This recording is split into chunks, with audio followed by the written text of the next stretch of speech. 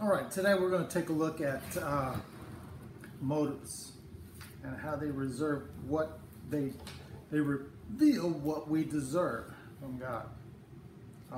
We see here in Psalms 151, it says, "Not to us, O Lord, not to us, but to your name goes all glory for your unfailing love and faithfulness." That attitude of humility, recognizing that everything that comes into our lives is good or bad. And that God's desire is to bring glory to himself through it. And if we seek something from something that brings him glory, then we're in conflict with God. We're trying to take something that God has done and use it for our own glory. And so that first attitude there that we're talking about is an attitude of humility, recognizing that is everything that God does, he does for his glory in our lives, to produce glory from our lives. And we can either hinder his glory or allow him to have it, which is good for us. It's good for us. It starts a pattern of humility that we need to have in our lives in order to receive more from God. James 2:3 says, "There will be no mercy for those who have not shown mercy to others. But if you have been merciful, then God will be merciful when he judges you." So when we fail, we experience his mercy if we show mercy to others. And what does mercy look like? Mercy, of course, is overlooking one another's faults, not being condemning of when people make mistakes against you. Lisa had an illustration of mercy that she really got onto me about this last week when she was traveling with me, and I went across the bridge, and the JB Bridge, it's not JB Bridge, but the Poplar Street Bridge, and the road comes to one lane, and this person had waited all the way to the end of the lane, and then he just decided he was going to push me over to get into the lane. And Lisa was like, "Stop, let him in. He was beeping his horn at him. Yeah, he was beeping my horn at me instead of waiting for another opportunity to get in. And so mercy would have been for me to let him in, even though he didn't deserve mercy. Does it make sense? But that was mercy. Mercy always gives preference to others who don't deserve it. Do you understand what I mean by that? You see, we have a tendency to show kindness to those who deserve kindness, and to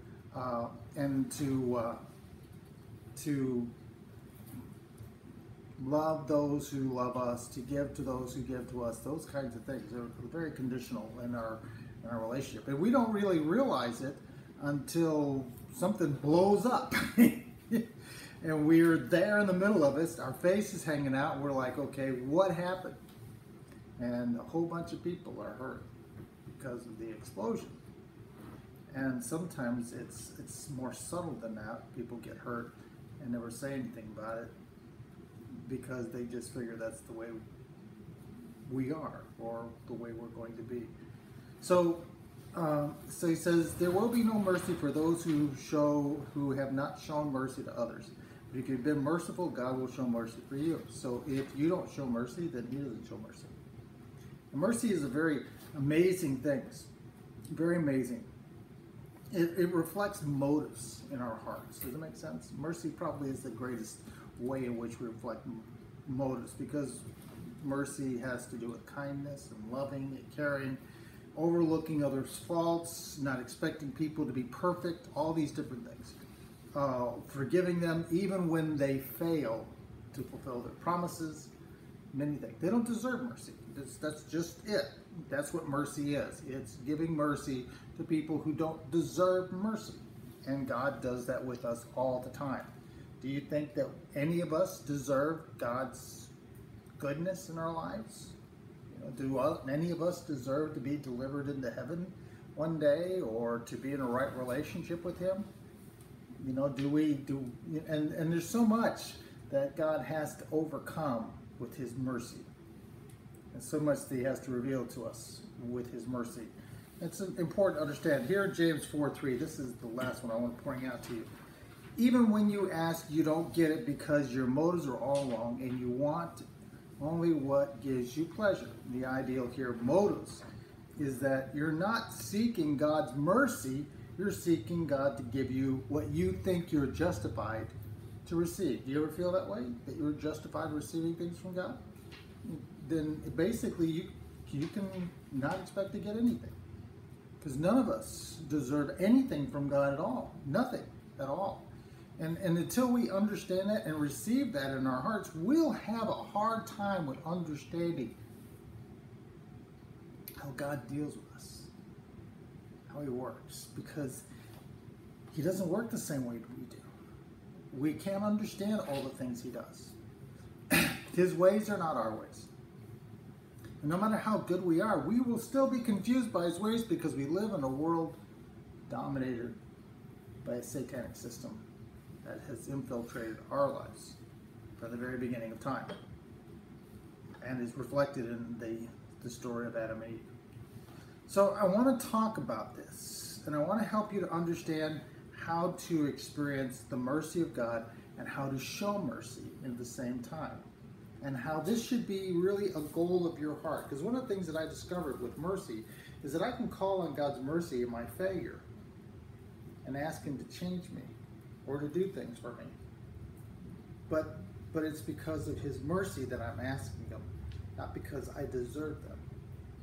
And the attitude of seeking God's glory for His own sake is a good attitude to have.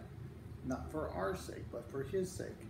And mercy is one of those things that God is full of. There's no end to His mercy. But He doesn't give it to anyone. Most of the time, nobody wants it. They feel justified in whatever they receive, whatever they ask for God. We are not justified in anything that we ask God for. Not for His salvation, not for change, not for anything. That is God's mercy, always, always, always, always. You can look in the scriptures and you can see the verses of mercy all across there. And there's so many different places that mercy is. And there's some phrases that talk about mercy so that you can learn about mercy. So that you can learn experientially about mercy. Because I tell you, we have some real hard problems with being merciful to one another and to other people around us. And I know that because I just don't have a heart of mercy. But I'm praying for God to give me a heart of mercy. And I'm discovering that the more that my heart is full of mercy towards others, the more His heart is full of mercy towards me. And there are many gifts that He wants to give me in that. So mercy, first of all, first of all, motives are revealed by the heart. That's what it should say there, by the heart. No one deserves mercy, and which is revealed by their motives. No one deserves mercy because of their motives. Their motives are all wrong. For God said to Moses, I will show Moses to anyone I choose, and I will show compassion to anyone I choose. So He says, I'll show mercy to anyone I choose and compassion. Why? Because nobody deserves mercy. And nobody deserves compassion because they don't show compassion and they don't care about mercy. The last thing they want to do is to fully give out what they believe other people deserve, which most of the times is more than they deserve. You understand what I'm saying to you? We hurt people more than they hurt us. Do you know that? We require more of others than they require of us. And we are not merciful people. We're self-centered because mercy means that I have to give up my self-centeredness, my rights, for God and for others that I don't like and who don't treat me with the mercy that I deserve I should be treated with, or kindness, or whatever else you want to call it.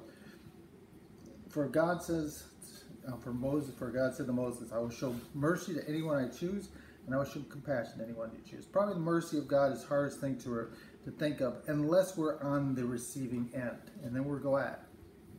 But we don't understand how God does give mercy, or how it comes. In James 2:3 it says, there is no mercy for those who have not shown mercy to others. But if you have been merciful, your God will be merciful to you. So the heart here reveals the motives, okay?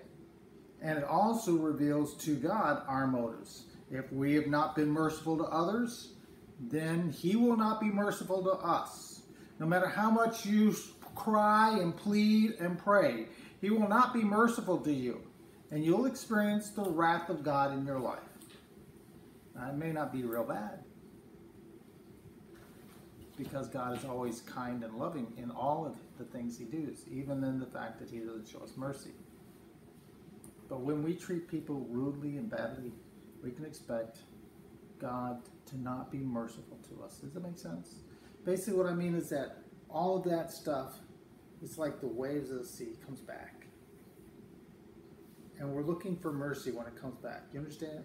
We don't care when it goes out, when we're pushing it out. But when it comes back to us, and a lot of times it doesn't come back to us from the same people. It comes to us from other people. And we don't like what we feel, and we're crying out for God to save us. You know, the Israelites were that way. They wanted to rule everybody, you know. They wanted to give punishment. But when punishment came, they were crying for God's mercy. But they never showed mercy to anybody else. And God said, you will not have mercy. What you'll have is you'll have my wrath, which is letting you go into the punishment that you deserve, that you dealt out to others. It's a very unusual concept, isn't it? Concept of mercy.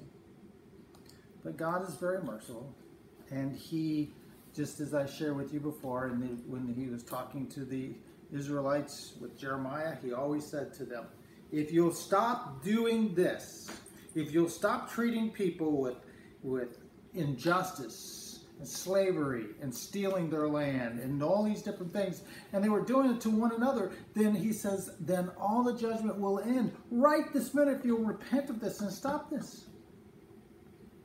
But they wouldn't stop. They felt perfectly justified in what they were doing. Well, you know, I gave him a loan and he didn't pay it back. So how else can I get my loan back? Forgive it! That's what you need to do. But they weren't willing to forgive. There's no mercy. You see what I'm saying to you? No mercy. We go back to the man who in Matthew 18, that Jesus used the illustration about forgiveness. Remember that? And what motivated what motivated the king to show mercy to the servant who owed millions? He didn't deserve it. But the man sure didn't have the right attitude when he walked away from the king after he had been forgiven, because he didn't show the same mercy. So he didn't learn what mercy was. And so as a result, it came back to him. And everything that he was forgiven, he was owed. He owed. You see what I'm saying to you? And so learning the important lesson of mercy is very valuable for us to learn. No one can earn mercy. See, this is another thing. So it is God who decides to show mercy. We can neither choose it nor work for it. So we can't work for mercy. It is not something like being good or religious that you can expect to get mercy for. It is something God chooses to give. And he chooses to give you because you have a heart that says, I don't deserve your mercy, but I seek it. You understand what I'm saying to you? It's not because you've earned any right to God's mercy. No one can earn anything from God. There is no way. Dirt can't change dirt into gold. It is God's grace and his mercy. And that's all it is. And unless we're willing to respond to that mercy, you know, that desire that we have to not respond to his mercy is self-centered. It's a self-centered life. God doesn't have control in our lives when we're self-centered. Do you understand what I mean by that? He has no authority in our lives when we're self-centered. When we're self-driven. You know, this is mine. I earned it. I deserve it. I should have it. We, you know, tell you the truth, you know, right now at a place, and we're still not perfect in it. But there, you know, and I've been talking to Lisa a lot about it, that I'm tired of buying things. I'm tired of spending money. I'm tired of having things. It's all just a burden. There's no comfort in it. And so, I don't care if God takes everything we have. We gladly give it to you. Because what I want is I want to be free. So that I can do the things that God wants to do in my life. So the things of the world no longer dominate and drive and decide, make me decide to choose it over God. You understand what I'm saying to you that? He said, but that does cause us to do that. We're self-centered. We don't think about anybody else. We only think about what we need, what we want. And a lot of times we don't think from the perspective, God is what I need. His presence. We think God is what we need because we need things for Him to give us. But that's not what God is about. God is about that He created us for Himself and that all our needs are met in Him, not as a result of Him giving us things. And we seek His mercy because of Himself. Because how can we have a relationship with fire or with holiness?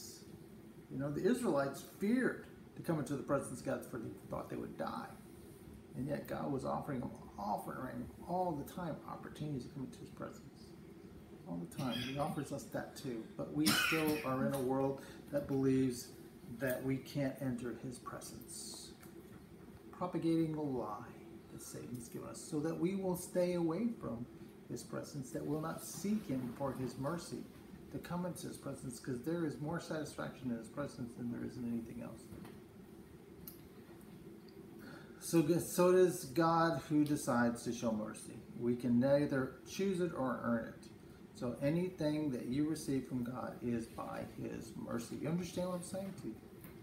Anything. Any kind of relief of pain or suffering, any kind of relief or relational discomfort, any kind of relief from the world, it's all God's mercy. You can't earn it. Every gift that you receive in this world from anybody or anything comes as a result of God's mercy. You understand what I'm saying to you? Everything is about God's mercy. Because He is the one who controls all of this. I don't care what Satan offers you. It is by God's mercy that you'll receive it. If it doesn't destroy you. If it destroys you, then you've received it from Satan. God shows His mercy to reveal shows His mercy to reveal His motive. Okay? God is showing your motives, or my motives, or His motives, by His mercy. Okay? God shows mercy to reveal His motives. For Scripture says that God told Pharaoh, I have appointed you for this very purpose, of displaying my power in you and spreading my fame throughout the world. So God chose to do this with Pharaoh. Does it mean that what he was understanding was that God was going to give him power? That God was going to give him fame? Not in the way that he thought it was going to go, did he? So, as a result of God showing His mercy, He reveals the motives of Pharaoh. Because what God does to Pharaoh is that whenever Pharaoh hollers out, God, goes to Moses and says, stop this, please stop this, I'm begging you. Now, did God have any right to stop it? Was there anything that the Pharaoh really, because he was oppressing the people. Remember that every time that a plague would come, he would oppress the people. Then he would call for mercy. Well, what did Pharaoh do to show that he really had a heart that was merciful? He didn't do anything. You understand what I'm saying to you? God showed His mercy. And in showing His mercy, it hardened the heart of Pharaoh more. Now, the whole idea was that God's desire was for him to listen, to hear, to understand. Here I'm showing you mercy, and you're responding with a harder heart. choosing a heart that will not learn. God shows us his mercy so that we will understand what mercy looks like and respond in the same way to others. But if we don't, he hardens our heart so that whatever it is that we are asking for in mercy, God is just returning back to us in suffering. Because every time the plagues came, they came one worse after the first one, and on and on and on until the final one. And then the judgment came from Pharaoh. Because what did Pharaoh see in the last plague? He saw his child die, didn't he? Great anger in his heart. Hard as it could be. He was so angry. And he let the people go. But remember, he changed his heart and he went back after them. So it revealed that his heart did not have mercy. He did not care about the people of Israel. So he did not show mercy. So God revealed his heart, his motives. God revealed the mercy through his mercy. He revealed Pharaoh's motives. So Pharaoh never did learn what mercy was. And God is doing the same thing for us. He's showing us mercy, but our response is that I'm justified in showing condemnation, pain, and suffering for the people that you're asking me to give mercy to. You ever get angry? Somebody sits there and says to you, hey, that person did that. Now you should show them mercy. And you're thinking, well, they killed my son. I should show them mercy. I mean, I've seen some people get on TV and do that, but usually it doesn't last. People usually come back and they lead out organizations and things like that to say, this is not justified. So they've really not been shown mercy, and as a result they experience. And of course they're the only ones that could tell you this, but they experience the wrath of God because their hearts have been hardened by the experience. It can go a lot of different ways, Losing a house can cause you to have a hard heart. Debts. I know debts can cause you a hard heart, because the more debts there are, the less you have to live on, and it becomes a curse after a while. And so learning to seek God's mercy, for Him to change your heart, so that you'll have a heart of mercy. And that heart of mercy is not only one that is reflective of others, but it's a heart that allows you to plead for God's mercy, recognizing that you don't deserve it. But it also means change, because you can't show mercy unless you truly are willing to give mercy. You cannot. If you continue to hold resentment and bitterness and anger towards others, you're not being merciful. You may be totally justified from this world's perspective, but Jesus is justified also in bringing death to us, for He paid the penalty for our lives. And we don't deserve His mercy, but yet He offers that mercy for us. He's willing to suffer on our behalf. And so much more in that whole mercy, which I'll talk about more about it later. God hardens the heart so to reveal His mercy. First, motives are revealed by the heart. God hardens the heart so that He reveals His mercy towards us. He shows us what it looks like. God's hardens the heart so we will understand why we need to be merciful. Okay? Romans 9:18 says, So you see, God chose to show mercy to some, and He chose to harden the hearts of others, so they refused to listen. So why does God show mercy to some and then choose to harden the hearts of others so they refuse to listen? Why is it that He does that? And it's because they refuse to listen. They refuse to show mercy to others. Does it make sense what I'm saying? The only reason that God's not showing you mercy is because you don't show mercy to others. That you're self-centered, self-directed, self-protective, all these things that are there in our lives that we are taught in the world is necessary to survive. But we don't live in the world. We live in the kingdom. And its rules are opposite of the world. So it becomes very difficult for us to understand, how do I experience mercy? What does it look like? And so God begins to show us what it looks like by showing us through the experience of life. So here we are, and we're going, well, God was favoring them, but why did he favor me? I'm still a Christian just like everybody else. You see, in order for a person to know and understand, they have to seek God for his mercy. Show me by your mercy why you showed them favor and didn't show me favor. You understand what I'm saying to you? God's desire is for all of us to be holy and to be in a right relationship and to know him.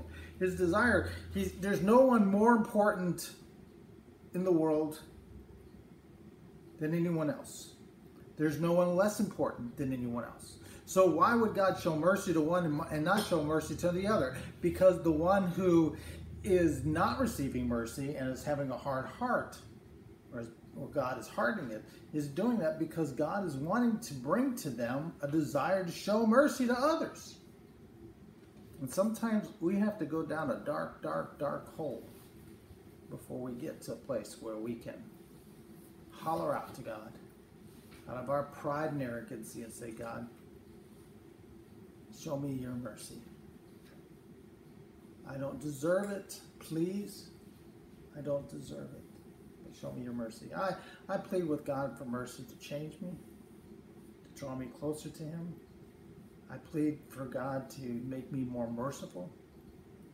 It's one of the things I guess I've been praying for a long time. And when me and Lisa were going through the experience, I was in a pretty bad state, being very, very tired, very exhausted.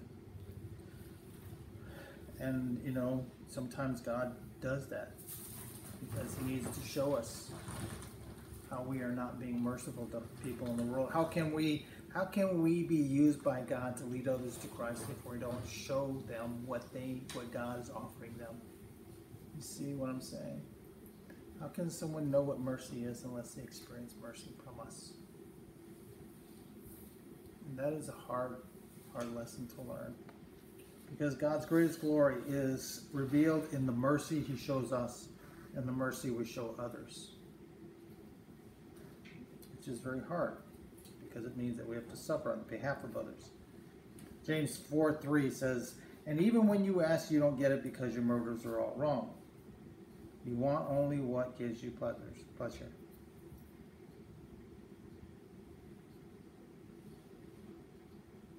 You want what only gives you pleasure. So, verse 19, it says, well then, you might say, why does God blame people for not responding? Haven't they simply done what he made them to do? It says, see, verse 18, so you see, God chose to show mercy to some. He chose to harden the hearts of others, so they refused to listen. Verse 19, well then, you might say, why does God blame people for not responding? Haven't they simply done what he made them to do? And he says, don't say that. Who are you, a mere human, to argue with God? Should the thing that was created say to the one who created, why did you make me like this?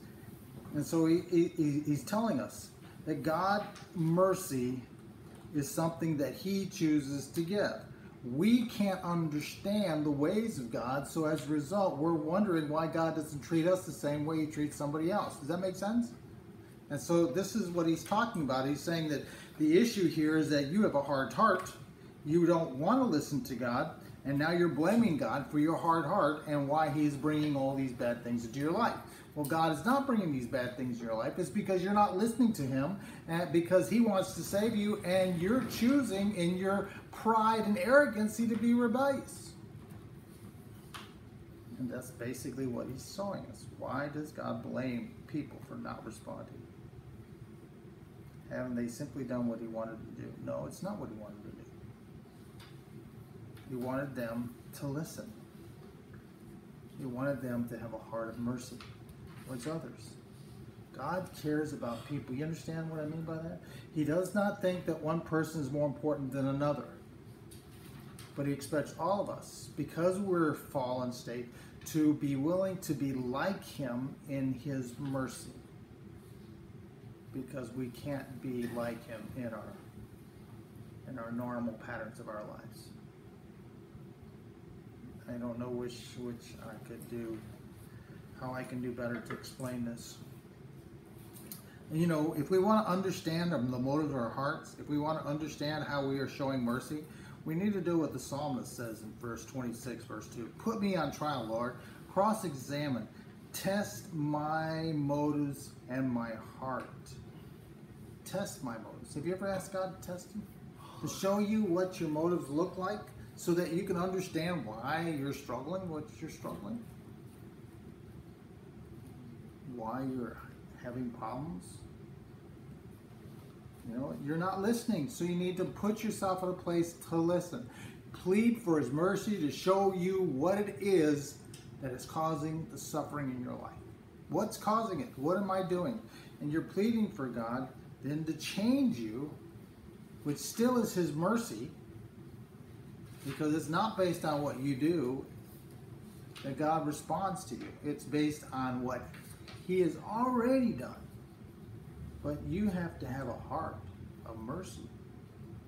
You know, when we look at approaching God,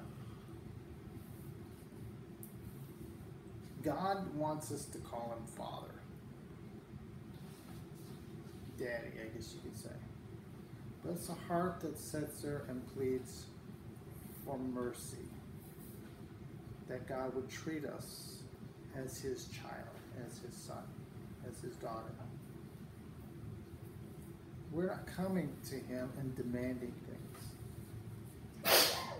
That's what worldly children do. And, you know, and even in the worldly children, most parents still give good things to their kids, don't they? But they're nothing compared to what God gives. Because what he gives is life-changing. It's life-altering. And I don't think we truly understand the vastness of what this life looks like. He goes on to say, and here Proverbs 16:2, people may be pure in their own eyes, but the Lord examines their motives. I'm telling you, there's room for all of us to change. Does it make sense what I'm saying to you? There's room for us. You know, the one thing we've been talking a little bit about these last couple of weeks have been unity, harmony. You know, God has set this up. You realize that? We're in this situation right here, right now, in order that we can be irritated by one another and expose our own sin to one another so that we can begin to work on those things, which means going to God, pleading for his mercy. He's exposing our sin. We need to be saying, God, here's my sin. I'm self-centered. I'm rebellious. I think only about myself. I need to change. I ask you for mercy. And that may not feel like mercy when you ask that. I'm telling you right now how God responds, because what has to happen is you have to see yourself as you are. And then God's got to bring the cleansing, which is fire. Destroy the patterns of your life, which come from where? Come from our past. So God has to destroy the past. And you guys have heard me talk about that many times. Our past is constantly being used by Satan to say we are justified in getting things that we want and not caring about how it affects others. So God hardens the heart so we will seek mercy by giving it. We will seek mercy by giving it. Here's Romans 9:21, 22, and 23. When a potter makes a jar out of clay, doesn't he have the right to use the same lump of clay to make one decorative and the other another thrown another to throw garbage in. So he's saying basically, you know, does God have the right to make us the way he wants to make us? Make sense? Many people would be very angry about that phrase because their lives are, you know, a mess. And of course, because they're a mess, because of their hearts not right with God, it'll continue to be a mess. Some people have terrible diseases. Other people have loss of limbs or paralyzing. Some people have mental issues that are medically oriented, not physically, emotionally oriented. And so a lot of people have anger over this stuff. Some people want to take their lives because they suffer too much in the life. And so is God unjustified? Doesn't every person that God creates with the differences in their lives just as perfect as someone who looks to another person as being whole? Just as valuable? We all fit together, even though we all look different and act different. And God blesses us because each one of us needs someone else in our lives to make us whole. And the church becomes whole as it learns to fit together. You understand what I mean by that? To fit together means to learn how to treat one another in the same way that God treats us. And until we recognize how God treats us, then we won't trust him. And we won't be willing to sacrifice for that fellowship with him. Not for what he gives us, but for the fellowship. The fellowship of his presence. There's nothing greater than that. In the same way, even though God has a right to show his anger and power, he is very patient with those on whom his anger falls, who were made for destruction. He does this to make the riches of his glory shine brighter on those he shows mercy, who were prepared in advance for glory. So, we see they were made for destruction, but he's patient for them because he wants them to come to know him. They were going to rebel. You think about, I think about someone who is made for destruction. Who is it? Cain. Cain was made for destruction. He rebelled against God the whole time. He didn't listen to God. God was trying to show him favor. He talked, he walked with God. Who Christians can be able to talk and walk with God? Several person who is that corrupt. He killed his own brother, and still God was merciful to him. How did he show him mercy? He protected him. Mother's killing him. You see, God shows his mercy towards us also. And if we respond to that mercy, then we will experience life. But if we don't choose to respond to his mercy, then there is no mercy for us because we're not choosing to respond to the mercy. You understand what I'm saying to you? See, that's very important to understand these little things. Because we're demanding mercy, but yet at the same time we're refusing to receive it. Because it's not what we expected it to be.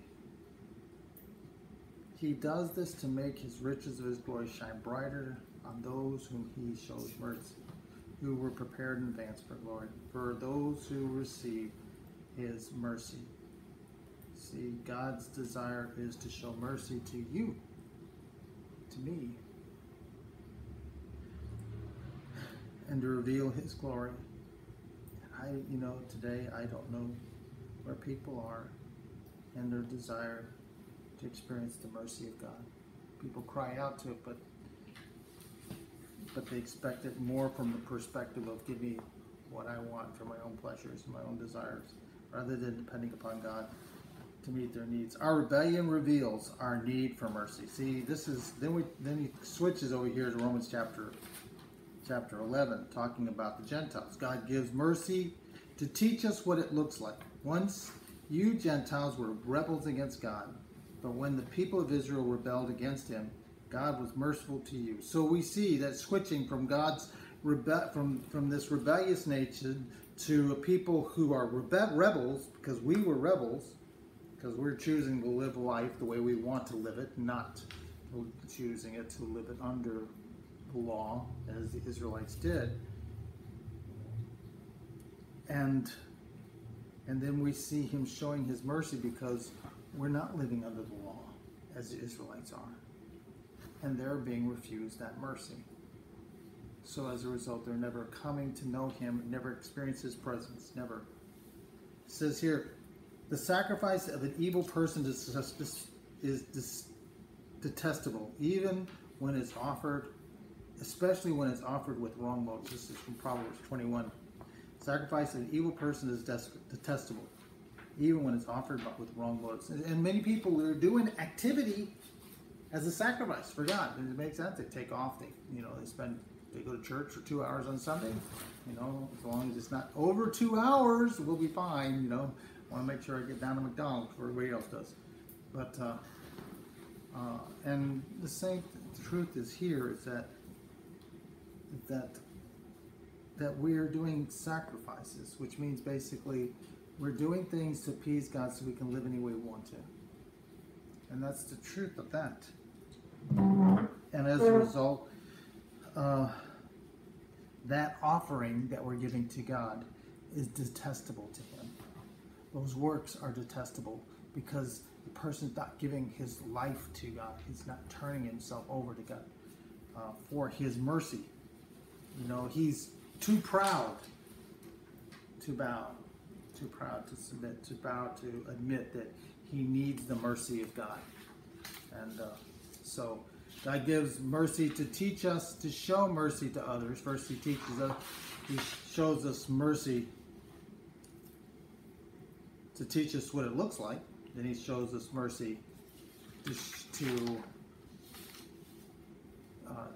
teach us how to show mercy. What does it look like? What am I doing? What does showing mercy look like? Now they are rebels, and God's mercy has come to you so that you too will share in God's mercy. Now, how do we share in God's mercy? By giving mercy. By giving mercy, we receive mercy. When we don't give mercy, we don't receive mercy. That makes sense? That's the simplicity of the ideal here. But I, the Lord, search all hearts and examine the secret motives, and I give all people their due rewards according to what their actions deserve. So if their motives are right, then they receive blessings from God. If their motives are wrong, then they receive curses from God. This goes back to the rest of Psalms of Jeremiah 17, the difference between trusting the Lord and being cursed by the Lord, or being blessed by God and being cursed by God.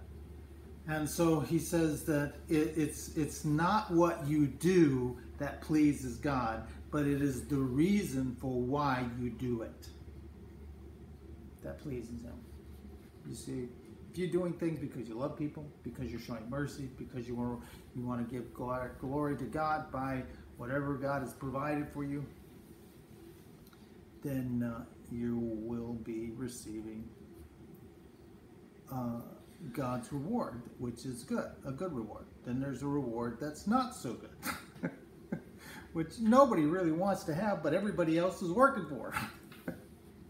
Because they don't know that they're receiving, that for some reason they're going to get a reward that's not going to be what they want. I tell you, I think so much that so many people are going to expect to go to heaven, and when they get there, they're going to be saying, "I'm glad I'm going to hell." Because that's not what they are as a place of heaven. Do you understand what I'm saying to you? It's not what it turns out they expect it to be. And so they would rather go to hell. Now they're ignorant in the whole fact of what hell is like, but they don't like heaven. Because they've been living a racy life. You understand what I mean by that? Full of all kinds of self-indulgences. Self-centered life. To go into heaven means you are a person who seeks the good of others. That you overlook their failures and their faults. You've experienced the mercy of God, and you see that, and you want to share that mercy with others because God wants to show his mercy through your life. So it says here in Matthew 5:17, God blesses those who are merciful, for they will be shown mercy. See, that's the thing. That God blesses us. We show mercy. And mercy here is so much more vast than that. I go to the conclusion here in Matthew 9:13. He says, Jesus is speaking, now go and learn the meaning of this scripture. I want you to show mercy, not sacrifices, not offer sacrifices. For I've come to call those who think I've come to call not those who think they are righteous, but those who know they're sinners. Mercy motive is always from the fact that we recognize that we're sinners. The deeper that we understand our sin, the more we seek mercy, because we don't deserve mercy. You understand what I'm saying to you? We're still continuing our sin. We're still seeking the sin. And we're pleading for God's mercy. Show us your mercy. What does Jesus say to pray for? He says, pray for pure gold, whatever it costs you. This is from Revelations. Pray for pure gold, whatever it costs you. Pray that God will put your heart in that he will put your heart in the crystal Holy Spirit, put your life on the altar sacrifice, test you in the fires of Nebuchadnezzar, make you holy, pure, so that you'll have a pure heart, clean hands, you be in his presence. Buy for me clean clothes. We've seen that illustration. So cover me with your righteousness, O Lord. Cover my shame and all the evil that's in me. Cover it. And then transform me into your righteousness. Give me your clothes of righteousness, Lord Jesus. And then he says, pray for salve for your eyes, whatever it costs, so that you can see the darkness. You can see through the darkness, that the darkness would be cleansed from your eyes, and you could see, and you would have faith, not worry and doubt and fear. For darkness is what creates doubt and fear, because we don't know the future. And since we don't know the future, we're afraid. If we look at it from our perspective, it will always cause us fear. You understand what I'm saying? Because we never have enough. But if we're trusting God, we have plenty, always. Always. If we ever planned to do a vacation, we find out that we don't have enough money. We wouldn't go on vacation. But we don't. We just trust God. God provides what we need. We see the evidence of that. All of you have experienced that. And it's a great blessing. And we can experience the changes in our lives by seeking his mercy. He's seeking his favor. Grace to change us into his likeness. Grace to be merciful to others. Grace, mercy, to be transformed into the likeness of God, his holiness, to be used by him and experience the joy of his presence as he rewards us for the mercy and the care and love that we show others, as we are willing to go through the suffering it takes in order to love others. Because it does take suffering to love others, to care about others, and to consider others to be more important than you, and be concerned about their affairs and the importance of their affairs over your affairs. These are the things that God desires from us. So